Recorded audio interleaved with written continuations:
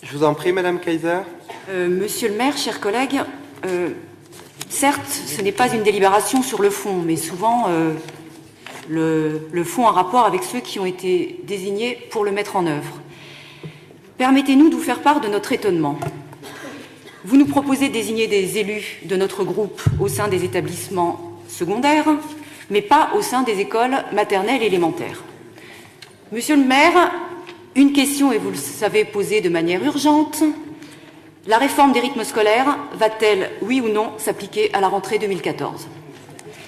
La précédente municipalité a adopté une délibération de mise en œuvre de cette réforme le 21 novembre dernier, contre l'avis des enseignants et des parents.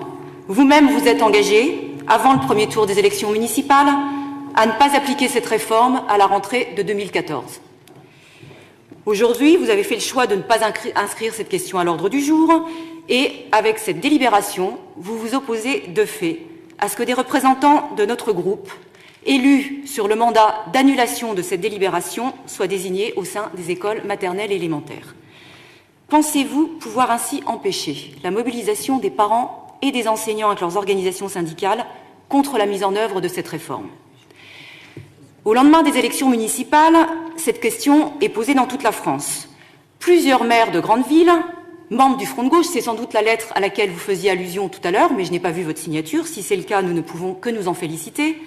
Mais en tout cas, je connais la signature des maires de La Courneuve, d'Aubervilliers et de Saint-Denis, ont rendu public le 7 avril dans le journal L'Humanité une lettre au nouveau ministre Benoît Hamon, dans laquelle il demande, et si c'est cette lettre que vous avez citée, que vous avez signée, il faut la citer, il faut la faire connaître aux Montreuillois, parce que dit cette lettre ?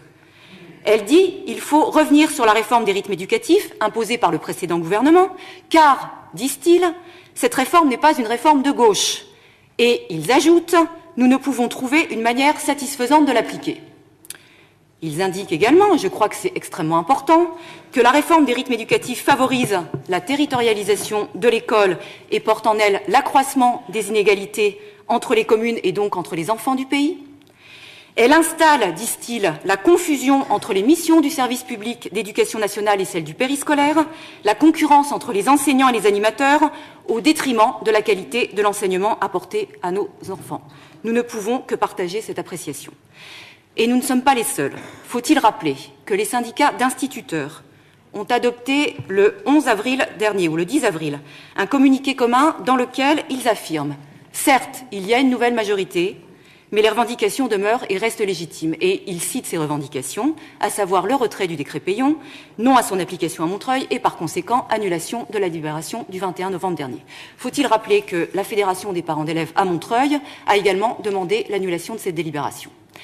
C'est pourquoi, monsieur le maire, nous vous avions envoyé un courrier, ça a été dit précédemment par mon collègue, le 11 avril, afin de vous demander de bien vouloir mettre cette question à l'ordre du jour, pour demander donc une délibération qui, appuyée sur ces considérants et solidaire de la demande adressée au ministre, demandait le retrait de la délibération du 21 novembre. Vous n'avez pas jugé utile ou judicieux de répondre à notre demande. Nous le regrettons, mais l'exigence d'annulation de la délibération du 21 novembre demeure. Je vous remercie. Merci, madame. Monsieur Le Checker.